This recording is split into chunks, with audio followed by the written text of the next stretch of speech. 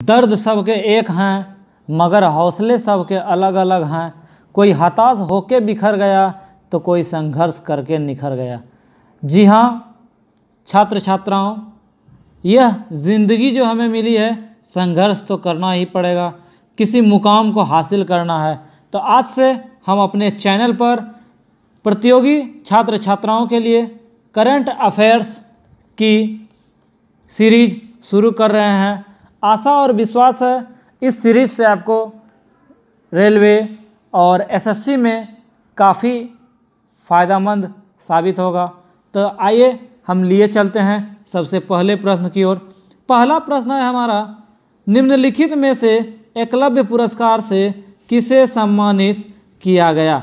Option है हमारे पास Ishika Chaudhary, Harmanpreet Kaur, PV Sindhu और रानी रामपाल। इसका सही जवाब क्या होगा? इशिका चौधरी। अब बात करते हैं एकलव्य पुरस्कार। तो एकलव्य पुरस्कार कब आरंभ हुआ? तो एकलव्य पुरस्कार की जो आरंभ हुई वह 1993 ईस्वी से स्टार्ट हुआ। इशिका चौधरी यह ग्वालियर की हॉकी खिलाड़ी है, इन्हें एकलव्य पुरस्कार दिया गया। नेक्स्ट सवाल, अगला सवाल है हमारा, अंतर्राष्ट्रीय उद्योग दिवस कब मनाया जाता है? सही जवाब है 30 अगस्त। कुछ और इनसे संबंधित बातों को जानते हैं। यह दिवस कब क्यों मनाया जाता है?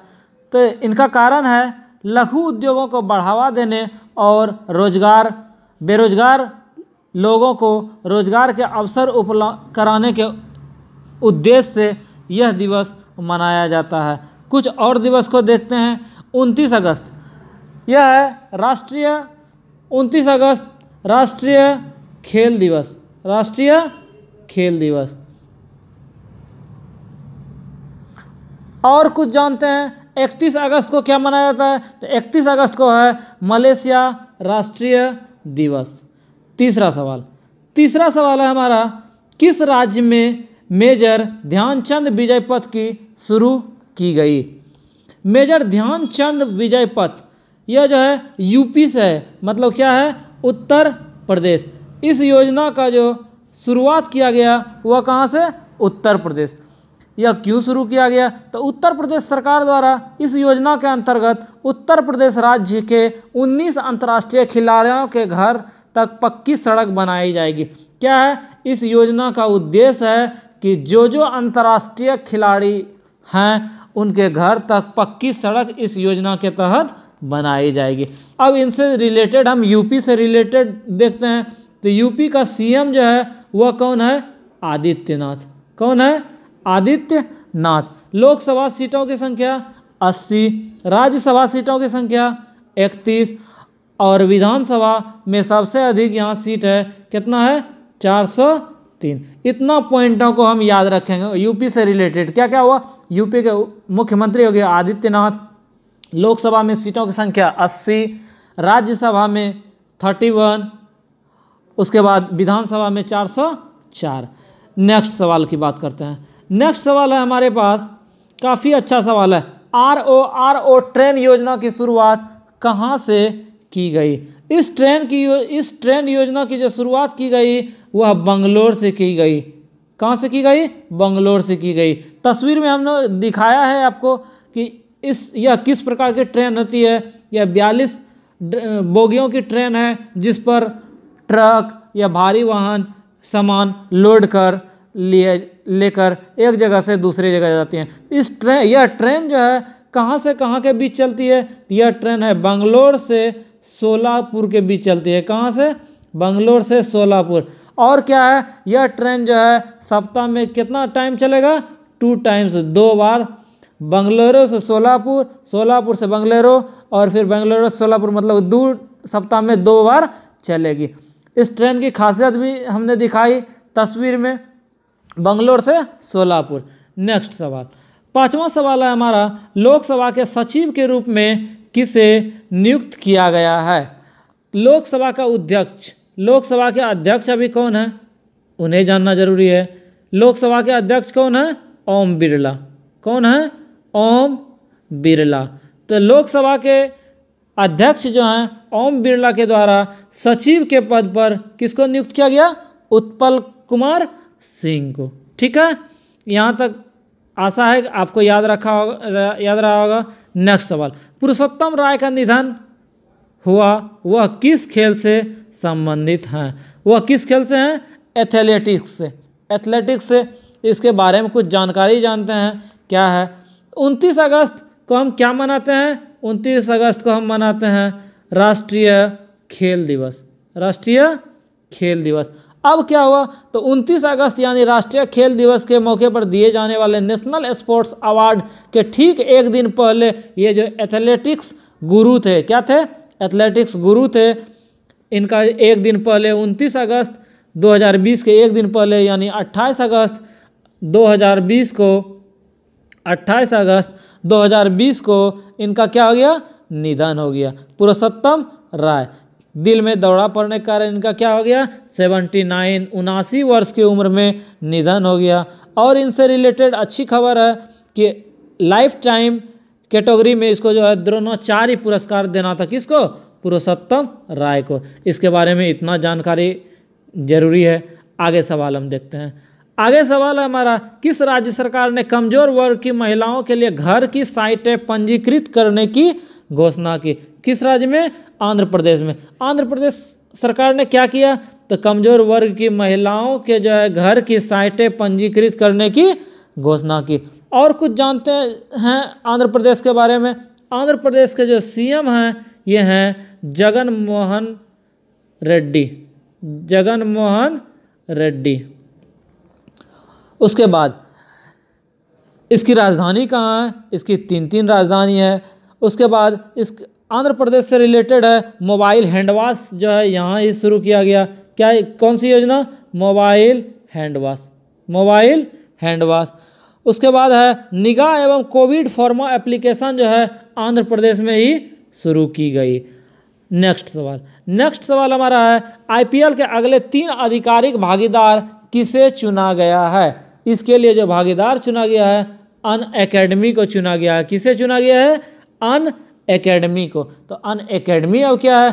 तो बोला कि बीसीसीआई, भारत का जो क्रिकेट कराने का जो संस्था है, बीसीसीआई ने बंगलोर की शिक्षा टेक्नोलॉजी फर्म जो है क्या, अनअकैडमी, आप लोग नाम सुने होंगे, ये जो है 3 आधिकारिक भागीदार के रूप में इसको क्या किया गया है? आईपीएल के रूप में चुना गया है। अब बात करते हैं इस बार जो ओलंपिक, इसका जो आयोजन होगा किसका? आईपीएल का, इंडियन प्रीमियर लीग, ये 13वां संस्करण होगा। 13वां संस्करण जो है 19 सितंबर से चालू हो रहा है और इसका जो अंतिम होगा वो कब होगा? 10 नवंबर तक। मतलब कि 19 सितंबर से आयोजन स्टार्ट होगा 13वां सीजन आईपीएल का, और इसका आखिरी मुकाबला जो होगा वो 10 नवंबर को होगा। ठीक है, अगला सवाल है, यूक्रेन ने अपने किस पड़ोसी देश के साथ संबंध समाप्त कर दिए गए? यूक्रेन ने किसके साथ समाप्त कर दिए? ऑप्शन है हमारे पास पोलैंड, बेलारूस, हंगरी और फ्रांस। इसका सही जवाब क्या होगा? बेलारूस। बेलारूस क्या क्या है उस चीज़ को हम समझते हैं। बेलारूस जो है यूक्रेन से जितना भी होगा, जितना भी कोई चीज़ का बात होगा, सब क्या कर दिया? संबंध समाप्त कर दिया। कौन? बेलारूस। अब हम जानते हैं कुछ यूक्रेन की राजधानी कहाँ है? तो बोला यूक्रेन की राजधानी कहाँ है? कीव। कहाँ है? कीव। यूक्रेन के राष्ट्रपति तो वोलोदिमीर जेलेंस्की है। उसके बाद बेलारूस आया था, तो बेलारूस का राजधानी कहाँ है? इसको भी जानना जरूरी है। तो इसका राजधानी कहाँ है? मिन्स्क है। कहाँ है? मिन्स्क। इसके राष्ट्रपति जो है अलेक्जेंडर लुकाशेंको हैं। कौन है? Alexander Lukashenko. नेक्स्ट सवाल, कई देशों के प्रधानमंत्री आते हैं, तो प्रधानमंत्री का नाम भी इम्पोर्टेंट है। नेक्स्ट सवाल है हमारा, मुस्तफ़ा अदीब किस देश के प्रधानमंत्री नामित हुए? इनका सही जवाब क्या है? लेबनान। 11वां सवाल है, केंद्र सरकार की 3 सेनाओं को मजबूती प्रदान के लिए किस जगह पर एयर डिफेंस कमांड की स्थापना की गई है? तो एलएसी और एलओसी, क्या क्या हुआ? एलएसी और एलओसी पर काफ़ी तनाव हो गया। इसके बीच सरकार क्या किया? सरकार बोला तीनों सरकार जो है तीनों सेना को मजबूत करने में लगा है। तो इसके लिए बोला किस जगह पर एयर डिफेंस की स्थापना की गई है, तो बोला इसके लिए कहाँ जगह चुना गया है, प्रयागराज चुना गया है, जो कि LAC और LOC को जो है वहाँ जो है काफ़ी तनाव है, उसको मजबूती प्रदान के लिए सरकार जो है क्या किया है, प्रयागराज में जो है तीनों सेनाओं की मजबूती के लिए जो है एयर डिफेंस कमांड की स्थापना की है। ठीक है, अगला सवाल, केंद्र सरकार ने मानसिक स्वास्थ्य पुनर्वास में निम्नलिखित हेल्पलाइन शुरू की है। कौन सा, मदद की, आसरा की, किरण की, कल्याण, कौन सा शुरू किया है, कल्याण किया है। उसका नाम क्या है, उसका नाम क्या है, किरण। किरण को जो है शुरू किया है, किस चीज़ के लिए, हेल्पलाइन है। सरकार जो है सामाजिक न्याय और अधिकारिता मंत्रालय वो इनके सहयोगी द्वारा एक हेल्पलाइन नंबर दिया है। हेल्पलाइन नंबर है 180059990019। ये क्या किया है, हेल्पलाइन। इससे फ़ायदा क्या क्या होगा, तो बोला इससे जो है इसका उद्देश्य है हेल्पलाइन का, इसमें जो है प्राथमिक जांच होगा, प्राथमिक उपचार होगा। क्या क्या होगा, प्राथमिक जांच किया जाएगा, प्राथमिक उपचार किया जाएगा, उसके बाद मनोवैज्ञानिक समर्थन, तनाव प्रबंधन, इस सब का बेहतर के लिए इस चीज़ का क्या किया है, किरण जो है पुनर्वास के लिए जो है योजना शुरुआत की है। ठीक है, अगला सवाल, अगला सवाल है 200 अरब डॉलर की संपत्ति वाले विश्व के पहले व्यक्ति कौन है, जिसका संपत्ति जो है 200 अरब डॉलर से अधिक हो गया, तो वो है कौन, जेफ बेजोस। अब जानते हैं जेफ बेजोस है कौन, तो ये है अमेजन का मालिक है। किस चीज़ का, अमेजन का मालिक है कौन, जेफ बेजोस। उसके बाद इसका संपत्ति जो है 26 अगस्त 2020 तक जो है इसका संपत्ति कितना हो गया, इसका संपत्ति हो गया 204.6 अरब डॉलर। इतना पैसा इसके पास है, तो ये जो है दुनिया का, विश्व का सबसे अमीर व्यक्ति हो गया। कौन कौन, जेफ बेजोस। ठीक है, अगला सवाल, टिकटॉक कंपनी के किस CEO ने अपने पद से इस्तीफा दे दिया, इस्तीफा कौन दे दिया, तो यह है केविन मेयर। अमेरिका जो वाला जो है इस पे जो है क्या कर रहा था, धौंस जमा रहा था इसके कंपनी पे, जिसके कारण ये जो है तंग आ गया और ये क्या कर दिया, इस्तीफा दे दिया। यही था क्या, टिकटॉक कंपनी का CEO। अगला सवाल, अगला सवाल है हमारा, किसने अगली पीढ़ी का स्टार्टअप चैलेंज चुनौती को क्या किया, लॉन्च किया, तो हमारे कौन किया लॉन्च, रविशंकर प्रसाद। तो इसके बारे में कुछ और जानकारी जानते हैं। ये जो हमारे हैं केंद्रीय इलेक्ट्रॉनिक्स और सूचना प्रौद्योगिकी मंत्री हैं, कौन, रविशंकर प्रसाद। स्टार्टअप को बढ़ावा देने के लिए ये जो है एक चुनौती एप्लीकेशन भी जो है क्या किया है, लॉन्च किया है, जो कि क्या करेगा, प्रतियोगिता के लिए जो है आगे और बढ़ने का काम करेगा। ठीक है, अगला सवाल, आगे सवाल है हमारा, चैडविक बॉसमैन का निधन हो गया, वो क्या था, तो क्या था, अभिनेता मतलब हीरो था ना। इसका मात्र 43 वर्ष के उम्र में ही कैंसर से क्या हो गया, निधन हो गया। ठीक, कौन, चैडविक बॉसमैन। अगला सवाल, अगला सवाल है हमारे पास, किस राज्य सरकार ने पहली समुद्री एम्बुलेंस सेवा शुरू की। समुद्री एम्बुलेंस मतलब कि समुद्र में भी एम्बुलेंस का व्यवस्था, कौन, तो सबसे पढ़ा लिखा कैसे याद रखेंगे, सबसे शिक्षित राज्य हमारा केरल है, तो वही क्या किया, पहला जो है एम्बुलेंस सेवा क्या किया, पहला समुद्री एम्बुलेंस सेवा शुरू किया। अब केरल के बारे में जानते हैं, तो केरल का मुख्यमंत्री CM जो है वो कौन है, पिनरई विजयन है। कौन है, पिनरई विजयन। ठीक है, ये जो है एक योजना शुरू किया, उसका नाम था प्रतीक्षा। क्या नाम था, THEEKSHA।